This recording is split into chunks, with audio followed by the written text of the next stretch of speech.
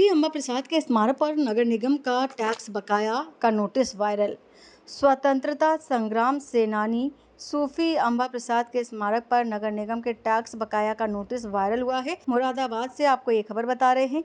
Viral notice का नगर आयुक्त दिव्यांशु पटेल ने संज्ञान लिया। टैक्स बकाया के वायरल नोटिस को जांच के बाद नगर आयुक्त ने बताया फर्जी। सूफी अम्बा प्रसाद स्मारक के आसपास दुकान संचालित करने वाले लोगों को भी नगर आयुक्त ने उन पर शक भी जताया है। कोतवाली सदर पुलिस को मामला दर्ज कर जांच करने के लिए नगर निगम ने तहरीर भी दी है। देखिए, एक दैनिक समाचार पत्र में इस आशय की एक खबर प्रकाशित की गई थी, जिसमें नगर निगम मुरादाबाद के टैक्स अनुभाग के द्वारा किसी नोटिस चस्पा करने की बात थी।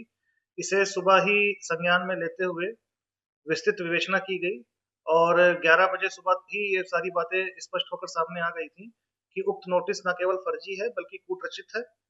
इसमें जिस वित्तीय वर्ष का उल्लेख है वो 2023-24 है, जबकि वर्तमान में हमारा वित्तीय वर्ष 2025-26 चल रहा है। साथ ही ये भी अवगत कराना है कि वर्तमान में नगर निगम मुरादाबाद के टैक्स अनुभाग के द्वारा केवल बिल वितरण का कार्य किया जा रहा है। किसी तरीके की डिमांड नोटिस नहीं भेजी गई है और यदि कोई डिमांड नोटिस जाएगी भी तो वर्तमान वित्तीय वर्ष के अंकन में जाएगी, न कि 3 साल पुराने वित्तीय वर्ष के अंकन के साथ जाएगी।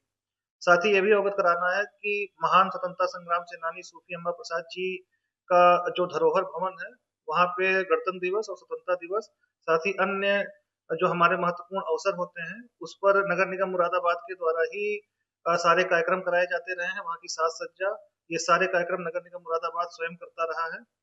और एक जो सबसे महत्वपूर्ण बात इसमें सामने आई है वो ये है कि सूफी अम्बा प्रसाद जी के नाम को इस्तेमाल करके कतिपय लोगों के द्वारा कॉमर्शियल दुकानें जो चलाई जा रही हैं, उन पर टैक्स ना देना पड़े, इस तरीके की कुछ हरकतें की जा रही थी और शायद ये नोटिस उसी का एक परिणाम है, क्योंकि 3 साल पुराने वित्तीय वर्ष की नोटिस जिस पर किसी भी अधिकारी के हस्ताक्षर नहीं है, ना कोई पदनाम लिखा है, ना ही वो नोटिस नगर निगम के किसी लेटर हेड पे है, एक सामान्य से कागज पर बनाकर उसे छापा गया है।